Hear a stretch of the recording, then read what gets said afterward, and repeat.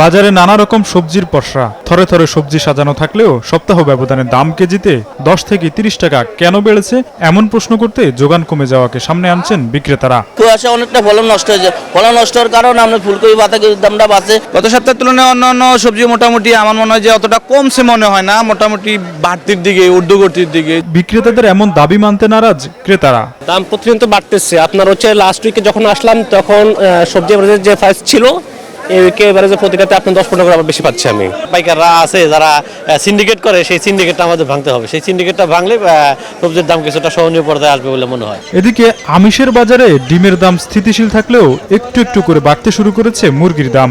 Broiler সহ সব ধরনের মুরগি কেজিতে 15 থেকে 20 টাকা বেড়েছে। ব্রয়লার পাকিস্তানি এবং আপনার দেশিটা কেজিতে 20 টাকা 30 টাকা বাইছে।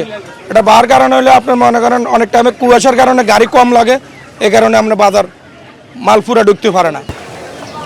সাপ্তাহিক ছুটির দিনে চাহিদা বাড়ায় বেড়েছে মাছের দামও। তবে কিছুটা স্বস্তি দেখা গেছে পেঁয়াজ ও ডালের দামে। দেশি পেঁয়াজ কেজিতে 5 টাকা কমে বিক্রি হচ্ছে 45 টাকায়। তোফাজ্জল হোসাইন, সময় সংবাদ, ঢাকা।